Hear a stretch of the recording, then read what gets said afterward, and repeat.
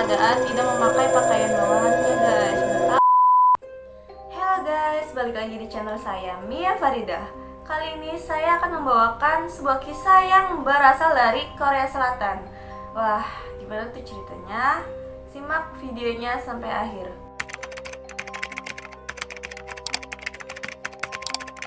Jadi gini guys, kisahnya adalah sebuah pembunuhan berantai yang dilakukan oleh seorang pria pada 33 tahun yang lalu. Tetapi si pria ini baru terungkap dia ini pelaku sebenarnya baru beberapa tahun yang lalu, sekitar tahun 2019 guys. Nah, kisahnya ini terjadi di kota Hasong, dekat dengan ibu kota Seoul. Nah, jaraknya ini sekitar 42 km, berarti dekat kan guys. Cuma saat itu mungkin emang keadaannya masih sepi ya, karena saat itu masih pedesaan gitu. Makanya ini rawan dan terjadi pembunuhannya di daerah tersebut guys. Nah, kisah ini terjadi pada tahun 1986 sampai 1991 guys. Jadi sekitar 33 tahun yang lalu ya.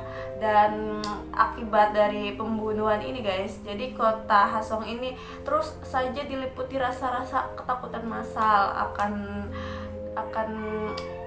peristiwa tersebut guys. Tersebut merupakan kasus yang sangat terkenal di Korea Selatan guys nih. Bahkan ya, untuk menuntaskan kasus tersebut, polisi ini memerlukan 33 tahun lamanya untuk mengungkap siapa sih pelaku sebenarnya dari kasus pembunuhan berantai tersebut guys. Gini guys, jadi waktu itu ada seorang pria dari Korea Selatan mendapatkan tuduhan sebagai pelaku kasus pembunuhan berantai tersebut. Dia ini bernama Lee Song Yeo. Nah, kemudian dia ini dijatuhi hukuman selama seumur hidup dan sudah menjalani hukuman tersebut selama 20 tahun di penjara guys. Punya usut guys, ternyata bukan si Yun pembunuh berantai sebenarnya, tetapi pelaku sebenarnya ini adalah pria yang bernama Lee Chun Jae. Akhirnya si Lee Chun Jae ini mengaku pada tahun 2019.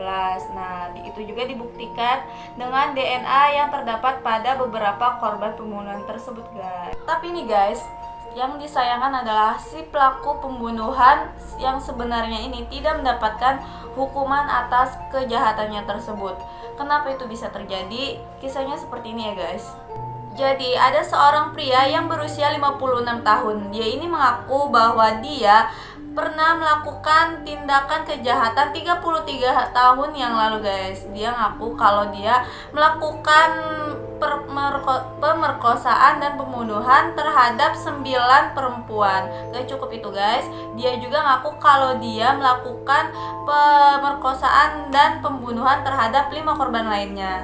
Masih belum cukup guys, jadi dia juga ngaku kalau dia melakukan percobaan pemerkosaan dan pencabulan terhadap 30 korban lainnya.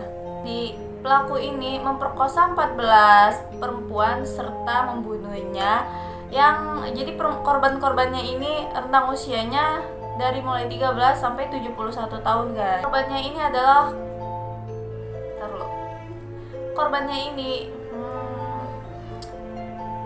Korbannya ini perempuan guys, rentang usianya sekitar 13 sampai 71 tahun. Kasus ini terjadi pada 15 September 1986 sampai tanggal 3 April 1991 di kota Hasong, Provinsi Gyeonggi guys. Jadi korbannya ini guys dibunuh dan diserang ketika perjalanan pulang ke rumahnya. Tempatnya ini di lorong-lorong yang minim cahaya dan di perkebunan.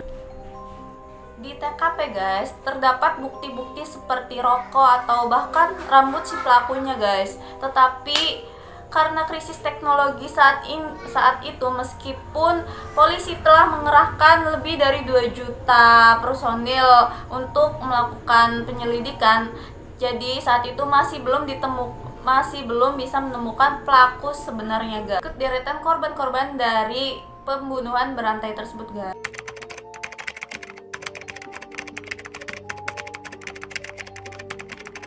Jadi korban yang pertama ini adalah seorang nenek-nenek yang bernama Lee. Terjadi pada tahun 1986, tepatnya pada tanggal 15 September guys. Nah, jadi awalnya sih nenek ini dilaporkan menghilang. Setelah 15 hari dia ditemukan, tetapi ditemukan dalam keadaan tewas. Nah, saat tewas dia ditemukan dalam keadaan tidak memakai pakaian bawahannya guys. Nah, tapi polisi tidak menyebutkan bahwa ini ada tindak pemerkosaan.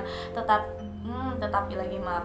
Jadi polisi ini hanya menyebutkan bahwa korban ini adalah korban perampokan yang dibunuh dengan cara dicekik guys gitu. Karena sejumlah uang milik korban ini hilang guys. Jadi yaitu polisi menetapkan bahwa korban ini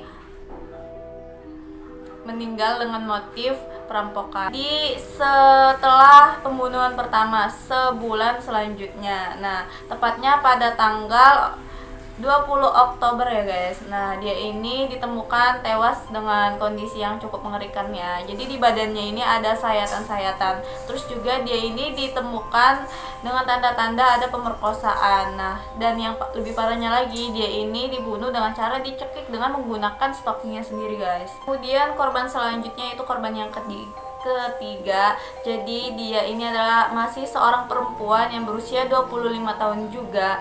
Jadi terjadi pada tanggal 25 Selanjutnya korban yang ketiga guys. Dia ini korbannya berusia 25 tahun juga, seorang perempuan. Terjadi tepatnya pada tanggal 12 Desember.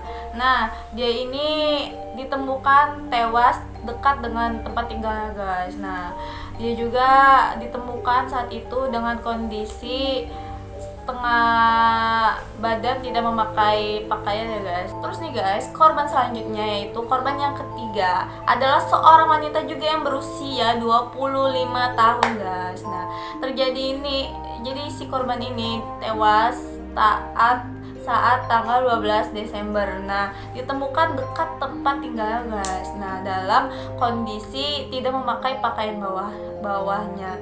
Dan dia ini pas ditemukan tuh menggunakan disekap dengan pakaian dalamnya sendiri guys. Parah banget ya. Selang 2 hari guys, ditemukan korban yang keempat. Nah, dia ini berusia 21 tahun, seorang perempuan. Dia ditemukan tewas dalam keadaan tangan terikat ke belakang. Terus dia juga ditemukan dalam keadaan disekap dengan menggunakan pakaian dalamnya sendiri. Nah, ditemukan juga tanda-tanda pemerkosaan dari korban tersebut. Nah, selain itu juga diduga si pelaku ini menggunakan sebuah payung untuk melukai area privat si korban guys. Kemudian ada lagi nih guys, korban yang kelima, seorang siswi yang berusia 18 tahun. Terjadi pada tahun 1987,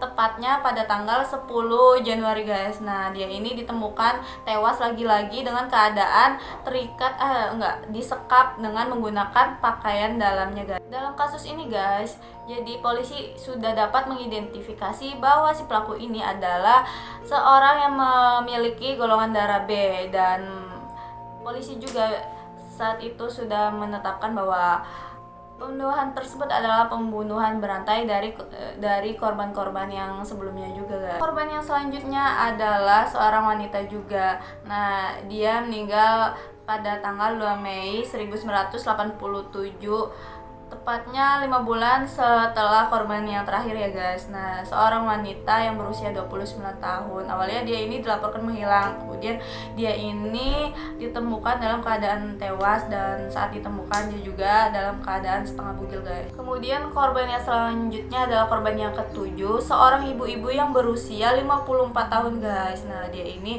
ditemukan dalam keadaan disekap dan bermelumuran darah gitu guys. Kemudian korban yang selanjutnya adalah korban yang ketujuh, seorang ibu-ibu yang berusia 54 tahun. Dia ini ditemukan dalam keadaan tewas yang cukup mengenaskan. Jadi dia ini berlumuran darah guys. Yang selanjutnya korban yang ketujuh guys, terjadi pada tahun 1988. Ditemukan korban seorang perempuan yang berusia 54 tahun meninggal dengan keadaan banyak berlumuran darah dan keadaan mulutnya disekap dengan pakaian dalamnya sendiri. 5 periode sejak tahun 1986 Petugas polisi dikerahkan sebanyak lebih dari 2 juta untuk menyelidiki kasus itu saja, guys.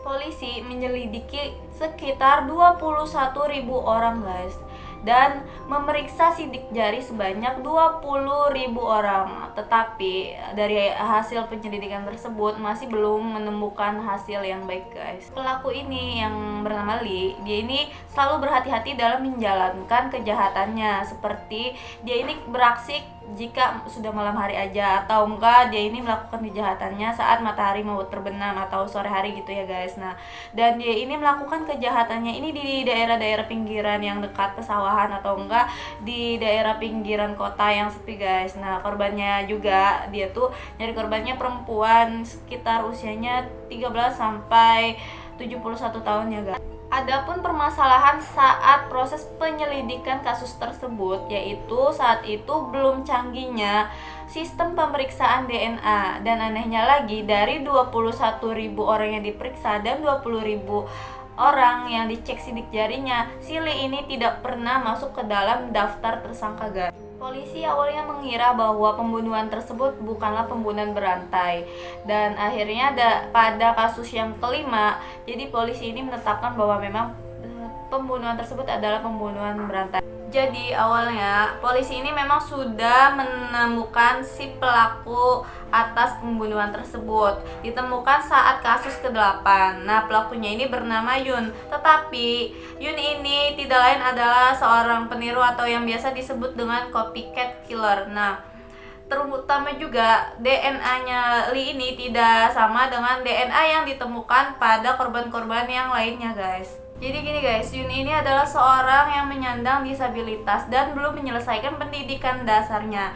Tetapi dia ini sudah menjadikan tersangka dan diinterogasi oleh polisi dan dipaksa untuk mengakui bahwa dirinya ini sebagai pelaku pembunuhan tersebut, guys. Padahal dia ini bukan pelaku sebenarnya. Pada bulan Juli, Kepala Badan Kepolisian Provinsi Gyeonggi, Nambu Bayongju, mengakui ternyata memang benar bahwa penyelidikan pada awal tahun 1989 polisi menyerang Yun untuk membuat pengakuan dan memaksanya mengakui bahwa si Yun ini adalah pelaku tindakan kejahatan pembunuhan berantai tersebut, guys. Nah, hal tersebut saat itu polisi salah menangkap pelaku atas tindakan kejahatan tersebut hingga menyebabkan Yun ini dijatuhi hukuman selama seumur hidup dan sudah menjalani masa hukuman tersebutnya selama 20 tahun, guys. Padahal si Yun ini bukan pelaku sebenarnya, dan pihak polisi salah menangkap dan menjatuhi hukuman kepada orang yang tidak bersalah, guys.